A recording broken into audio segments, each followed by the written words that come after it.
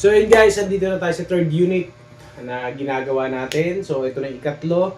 At yung unit na to is pinadala sa atin nung Sunday. Ito yung pinick up natin sa game site na pinapa-upgrade ni Honor kasi ang FPS is sobrang baba na talaga. Kasi medyo may katagalan na rin.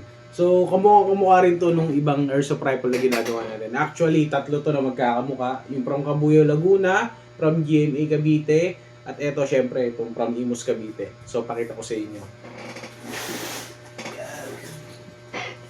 So yun guys, ito siya. Ang brand niya is JG din.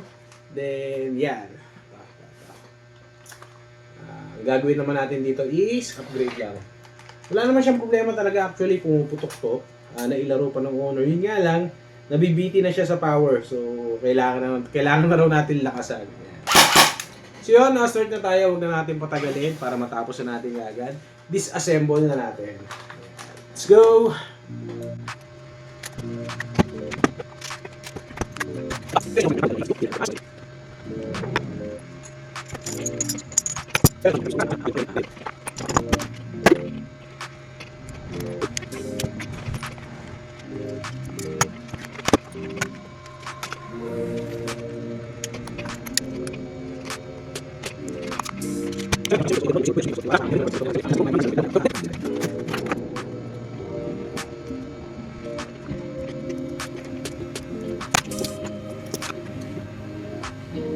Guys, good morning. Yun, nasa ikatlong unit na tayo.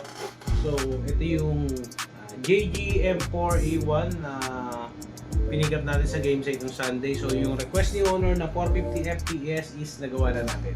So, yun nga lang medyo sumobra tayo ng konti. Actually, nagputol na tayo dun sa spring para bumaba yung FPS niya. Kasi sobrang taas talaga ng FPS ito kanina. Pero ngayon, siguro okay na rin to. Hindi naman sama. Bababa pa naman to. Pakita ko sa inyo yung FPS niya using point 20. Zoom.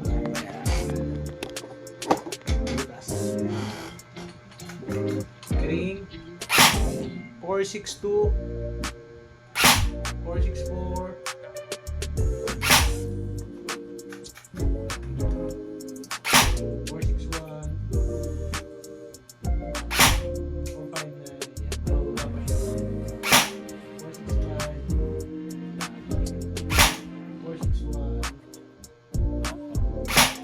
468 46 na. So malapit na naman mag 3 AM. So natapos na natin gawin yung isang airsoft rifle na pinick up natin sa game site last Sunday. So ito na siya. Na-upgrade na natin yung FPS. So yung una, low FPS siya, nasa 300 plus lang. Then hindi consistent yung FPS niya. Doon natin nakita na may problema siya sa half of rubber.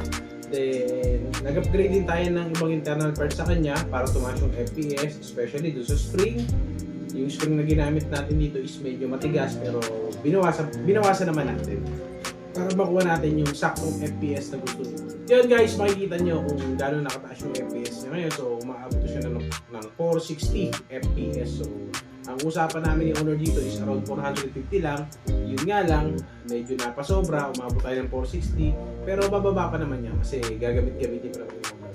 So yun lang, ulit, pang-apat na M4A1 na to.